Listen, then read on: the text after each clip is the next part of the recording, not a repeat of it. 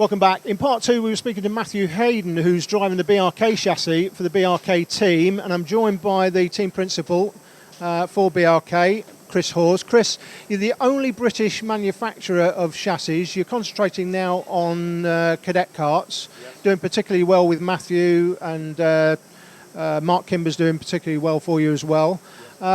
Just give us a little bit of history of your company. Well, I was involved in karting as a driver many years ago, and then got involved in the manufacturing side of it. We've manufactured for lots of different companies in the UK, and we took a decision 3 years ago to make the cadet kart, which the homologation was 3 years ago. Since then, the first year we took our time to produce a product that we thought was right for the market, and this year we had a very strong team to start off with. High hopes of the championships. We've had a couple of drivers drop out because they realised they couldn't win it, but of course we had young Matt here as a rookie who's done exceptionally well, and we're very pleased.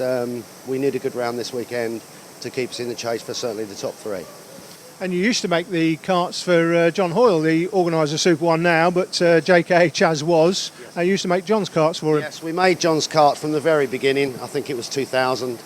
We had lots of success with John. I think we won the national championship sort of first 7 years on the on the bounce with that one, in all the classes, junior, intermediate and senior.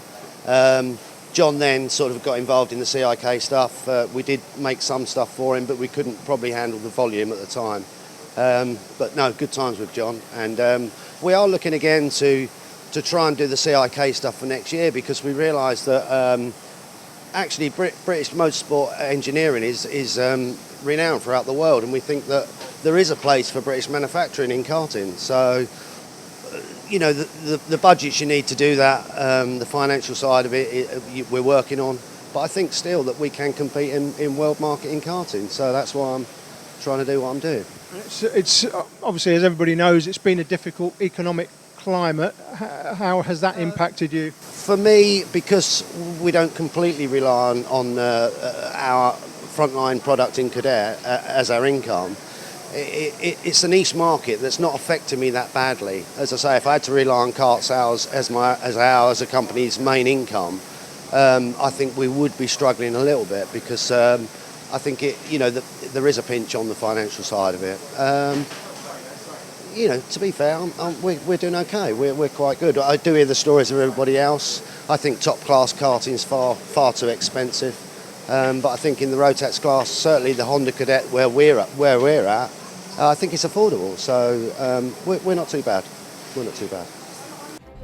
So off we go to the grid for the Rotax Minimax. Connor Hall and Tom Gamble on the front row, Harrison Thomas and Max Bird on row 2, Josh Skelton 5th, just in front of Brown Nutley. Then we have Gordon and Zelos on row 8. Sandy Mitchell could be one to watch from P12 in the 19, and Alex Stott had problems in the first final, so he starts from the back. He'll be a very hard charger to make his way through the field.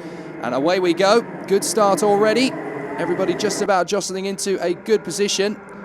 And out in front, it is the number 5 of Connor Hall, who's made the jump at the start of the race. Oh, that was 21! Brown getting spat out the side then. Oh, and it's all gone skittles through there. Goodness me, everybody off there. 66, Cheryl Ambos. Smith trying to get back on. Mackenzie, Wooder. Well, we've stopped racing, and we're now doing the world's strongest man contest on the dirt on the outside of the corner as everybody tries to get their car back into position. So out in front, it's Connor Hall from Harrison Thomas in the 12 in second place.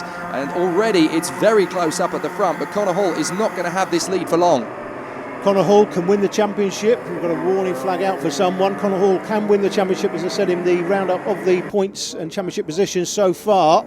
And 27, Luke Wooder, he's only just about got it off as the karts head down to the bottom of the circuit. But Connor Hall should win this championship. He won't need to win this race, just finish towards the front of this field to take the championship. He's leading it currently, the 5 kart there from Harrison Thomas, and Wooder takes to the escape road in the background. The rest of the kart stream through the inside hairpin. Here's Luke Wooder waiting for everybody else to go past. Looks like his day is done. Later in the race, Jake, still Hall out front. Yeah, Wooder getting on track just at the wrong moment as everybody was coming back on. I thought it was going to be nastier than that, but he got out of the way. Oh, no contact!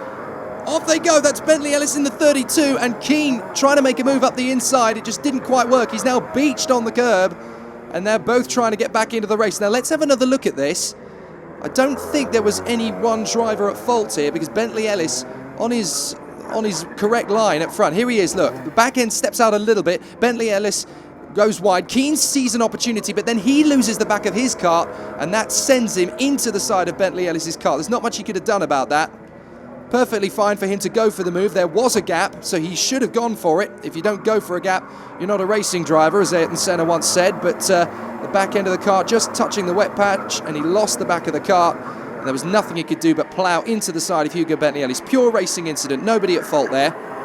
So out in front, Connor Hall now being chased down by the 35 of Max Bird, who's managed to get up in front of Harrison Thomas, and these three starting very, very slowly to break away from the rest of the chain. But if they continue their battle, it's going to be a mile-long train of karts. Up the inside now, Thomas gets that second place back again. Nice little move there at the final turn past Max Bird, and now he's off after Connor Hall, and that is definitely going to be an interesting moment for Connor, because of course he's trying to seal the championship, and he'll need a strong result, and the last thing he needs is Harrison Thomas trying to catch him up. Now through the complex, it's looking like 35, Max Bird, has got straight at the head of that train, and that's not going to be easy moments for him. Oh, and there goes Thomas wide. Thomas has run wide, dropping back down to about 6th position. So Thomas has lost that second place he fought so hard for. Now he's got to do it all over again. That's pretty much handed the championship. Oh, we got contact again on the outside. The O-plate running wide and coming back on. Lost a few places.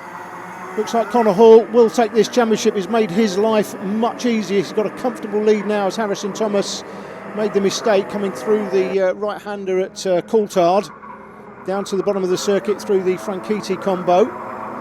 Connor Hall may come under pressure from the driver who's come through to second place. That's the 23 card of Tom Gamble. There is Tom. And I don't expect, if Tom gets close to Connor Hall here, I don't expect Connor, as we got spinners in the background. That looks like the O-plate again. That's Dan Zelos in the background. We had another driver taken to the escape road. There is Zelos, way down the field now. Another driver runs wide. That's the 32 cart of Hugo Bentley Ellis. So Bentley Ellis been in the wars today. You see Hall out front from Gamble in second place. If Tom catches Connor Hall, I don't expect Connor will put up much of a fight. He'll want to take another win, but he's had enough of them this season. Championship is the most important. So, we got another incident as the 46 car ends up. That's Alex Sedgwick. Let's have a look at the replay here. So come down to the bottom of the circuit through the Franchitti combo. And Sedgwick on the 46 car gets dumped into the kitty litter. That's his day done. So the wars are really starting to brew up here, and there's some more drivers going wide. That's the 58 going wide there of Josh Smith, and Jack Gordon in the 98 has gone wide with him. Sandy Mitchell gaining a place round the outside in the 19, and Dan Zelos moving his way back up. So too is the 29 of Smalley. That's 29 Sam Pooley, my apologies. Adam Smalley is the 54 kart as they make their way through to the last corner. Deeper into the race once again, and a great battle brewing here. This is the 52 of Dean McDonald out in front of Harrison Thomas, trying to make up some ground. The Scottish champion is there in the S-plate. That is Cameron McLaughlin on the Gillard chassis. I think he's the only driver in the field who's using that chassis in this class, so certainly going in a different direction. Behind him is Max Bird in the 35, and at the back of the train in the 13 car is Alex Stott, who started, don't forget, from the back of the grid, so he's certainly getting himself involved in the battles through the field, and that's great progress from Alex Stott. He certainly wants to be making his moves. Oh, the black and white flag there on the left of the circuit. Somebody's been given a warning for dangerous driving. Not entirely sure who this is. A little further up the road, the 31 makes his move. Good move there from Roberts. Oh, 54 just runs a little bit wide. Adam Smalley, ever the gentleman, moved out the way to let him through and ended up going a little bit too wide on that occasion. McDonald, Thomas and McLaughlin have all got through, and they're still battling for position, and the 44 going off just in front of them as well. That's Finlay Hutchinson. So he's run a little bit too deep there, and he just about gets out the way for McDonald, Thomas, McLaughlin. Bird is through, and Stott is going to join them. This is the problem when you've got back markers. It doesn't happen too often in the world of kart racing, and if you're battling for position, another black and white flag. I wonder if that's the same driver getting the same penalty, or whether it's somebody else now involved in it. This is a really tricky situation when you've got a long train of karts battling wheel to wheel for position, and you've got back markers to overtake. As I said, it doesn't happen too often in the world of Super 1 karting, so you've got to be careful, especially when you are going wheel to wheel for that long. And these boys are all there battling for 4th position behind the trio at the front of Connor Hall, Tom Gamble and Cameron Roberts. Into the final turns they go. Connor Hall out in front of Tom Gamble in 2nd place, and he's going to hang on to that 2-second advantage to the flag. Checkered flag comes out. Thank you very much indeed. He's got the win he wanted. Gamble there in 2nd place. We wait for Cameron Roberts in the 31 to come through for 3rd place. Good drive from him. And it's going to be McDonald who just hangs on to 4th ahead of Thomas, McLaughlin, Bird and Stott. Post-race though, Cameron Roberts excluded for a technical infringement. Cameron, 3rd place. There was a bit of a scrum there. You happy with 3rd? Yeah, definitely, considering I started from last position because I've had an absolute terrible weekend. It's this is definitely made up for all of it. Completely, the kart felt amazing. I just felt so quick out there.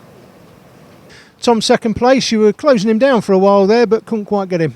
Yeah, I couldn't quite get him. Didn't really have the time. I didn't get the best of starts, but I managed to come back through. The gap stayed the same really, and I just couldn't pull him in. But I'm really happy with 2nd. It's a great way to end the week. Great way to end the weekend. And I'd just like to thank Mick Barrett Racing, Dan, my brother George, who's my mechanic, and my mum and my dad. Connor, it's been a terrific season for you. You've ended it in dominating style, winning the championship. You must be delighted. Yeah, really happy with the result. I mean, it's a good race, damp race, but we managed to get a little bit of a gap and win it. So yeah, I'd just like to thank all my sponsors, my mum, my dad, and my mechanic Harry. So the Michael Schumacher Award for total and utter dominance goes to Connor Hall. He cleans up with 1 round to go. He is the 2013 champion. Dan Zellis and Tom Gamble will head to Shennington battling to be best of the rest. You can bet that Harrison Thomas, Hugo Bentley Ellis and Sandy Mitchell will want to finish strong as well in the top 6. Join us after the break for more action.